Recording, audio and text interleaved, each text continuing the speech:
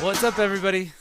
Welcome to Hustling Sideways. We are doing a little bonus episode here. I'm Alan Halas. I'm a writer. I'm Jim Love, and I'm a keynote and motivational speaker. And we are talking today about monetization. Monetizing your stuff. Yes. It's important, and it's a lesson that I think we've both learned throughout our passion seeking, if you will. Absolutely. And about value and what value means. Yes. To both of us. Yeah.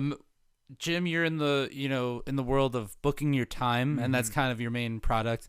I run a music website, so I'm selling advertising space, which is something that I never got into, running this website to originally do.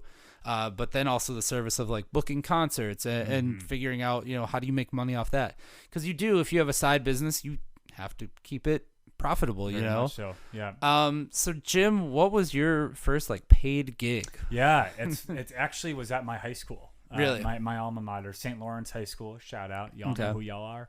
And I'll actually be back at St. Lawrence in March, so I'm super excited for that. But I had written this was right after I had done my talk for the first time for free, for a small group of high school students, and when it got filmed, and I sent the film to the gentleman at St. Lawrence who was planning for a leadership week, and it was not that good. I mean, I was 24 and I wasn't that good.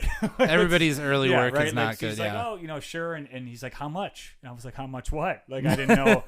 I didn't expect something I'd written, and he's like, how much do you want? And I gave a very small number.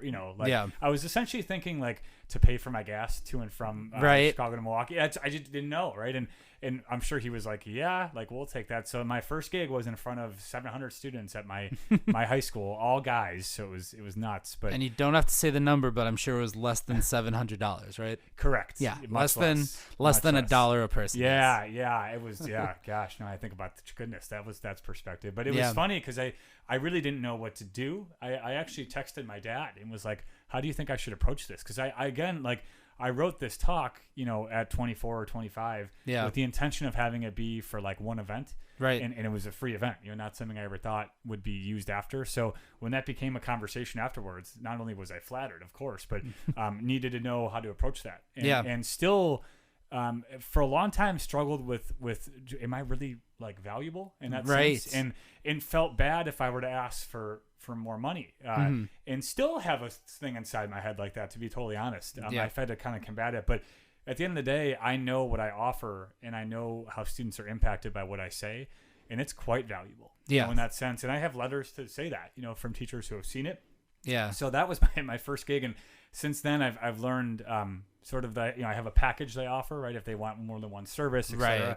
And I've done a package deal and all this kind of stuff, and but I've said no to things before because I felt that it wasn't giving me the value I deserved. And it was difficult, but it's that's the story, and so that was kind of my first moment with it. But what was your first paid moment? My first paid ad on Breaking and Entering was probably the bar that I was going to all the time at the time. Rest in peace to the White House Tavern in Bayview.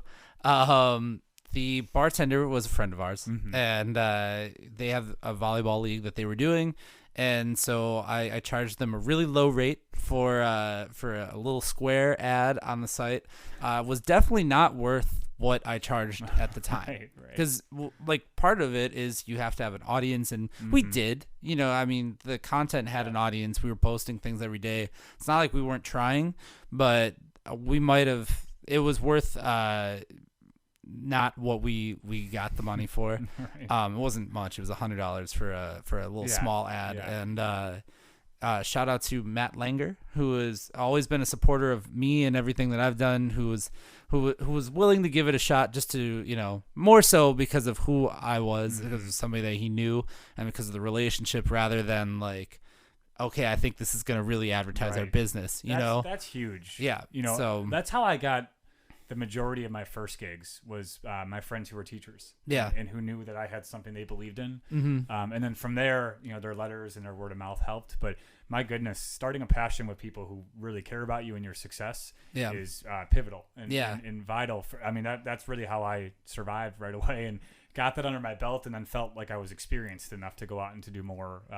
It was funny showing up to my first one where I didn't know the person, right? Because it was different. I walked in and I was used to giving a hug or something like that warm welcome or something, And now it was like, hi, I'm Jim. Like, nice to meet you. And it was just and I got to know them, of course, but like I wasn't at the moment. I was just kind of like there and sort of like, I guess I'm really the guest speaker. This is, this is different. And I wanted to like hang out. I was just, I'm used to it now, but at that time it was really interesting. But yeah, it's great to have someone like that who's got your back and wants you to come in and have the relationship to do it. And then later became, sort of based on validation, which is something that you had to learn too.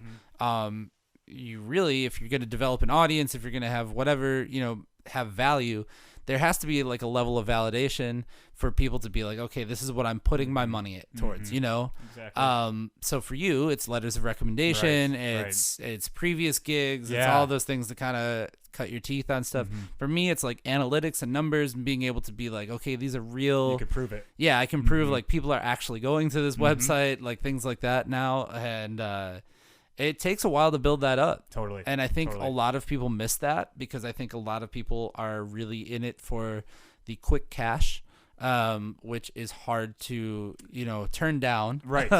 Which we've heard in this podcast before. Yeah, definitely. And, and I think like there's nothing wrong with asking for the value you think you're worth. Yeah. And I think a lot of people, myself included, struggled with that.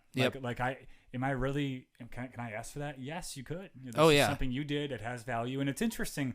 I know you talked about like how I got validation. One of the big ones was if I went to a conference with, let's say 15 high schools and those students wanted me at their school, my customer became a 15-year-old. Like they would go back to their student council moderator and say, this guy was great. And how could he say no to that? You know, like that was that's an in for me. And I didn't realize that until I went to my first conference. But yeah, I think, people struggling with that moment of, like, no, I think I'm worth more. Even on the phone, it's difficult to say on the phone. You're like, that's my price. Like looking around, like, it's okay, and but you have to have that because if you're going to be a professional and be, committed to your craft and know what you're going to get from it, that's something that's got to come. But it does take time. Like you have to build it up, and you have to have credibility, and and at that point, like then you have to go chasing some things that may not be.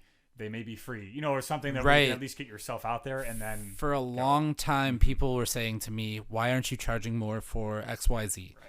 Whether it was not only just, ad space on breaking and entering, or was it, why aren't you charging more for when I was shooting videos and freelance? I was doing wedding videos for way cheaper than it was.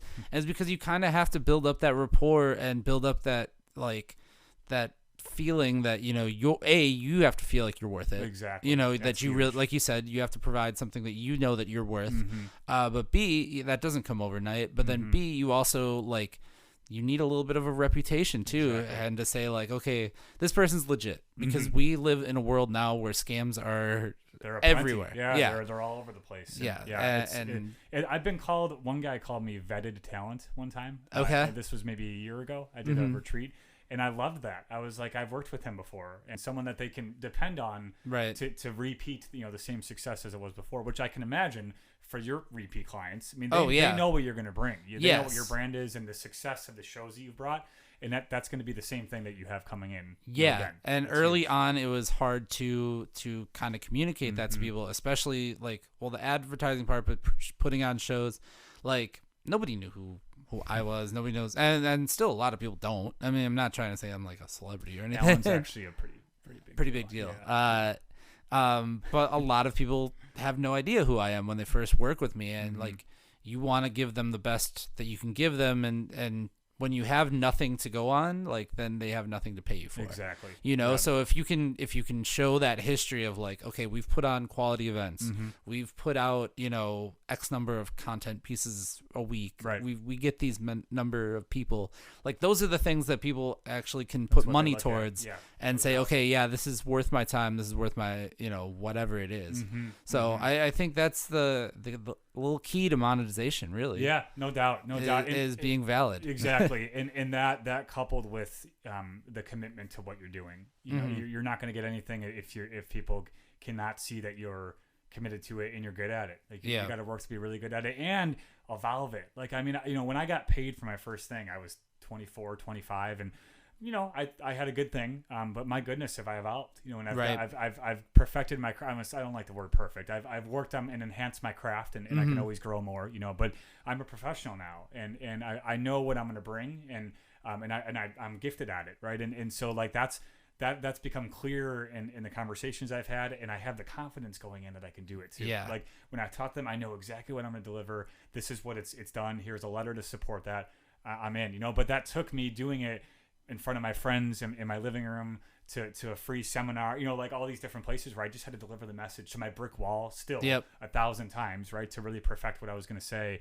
And it proves itself. I think we talked about this maybe 2 pods ago, but talking about like if you're prepared, like the with Allison, like, so it's like music is not a team sport, like it's individual. And if you prepare, that shows. And that's the same, you know, here, like if you really put the work in, that's going to show up, and people notice that. Yeah, they notice when you do it, and they notice when you don't.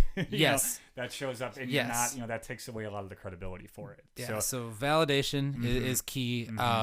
You know, and that may entail working for free or losing some money. Right. I know that there was years of overhead that just kept piling up, and now, fortunately, I'm happy to say that some of that is going away, but it's still there. You know, it's still ever present kind of thing. So validation is key if you want to monetize your side hustle. But if you would like to join us for more, because I know we tackled this from one angle, and there's a million different ways that you could hit this, but. If you want to join us for more, and I'm sure many more things about monetization will just kind of leak in passing from our podcast. You can check out this podcast, the full episodes with our guests. You can do that anywhere you get your podcast. You can listen, download, subscribe, like all of the things that they do on the internet now. I don't know if they actually download it. I can save it to my Spotify. Well, then save it. Yeah, save it. And then rate it. Subscribe to us. Yes. And do all the things that constitute a complete rating / subscript. All the things. Yeah, do all the things. And then you can also find us on Facebook, Twitter, and Instagram at Hustling Sideways. And if you have a side hustle of your own and you'd like to talk to us, we are more than willing to have you be our guest on our pod. So check it out. It is you can send us an email at hustlingsideways@gmail.com. Jim? Keep on hustling.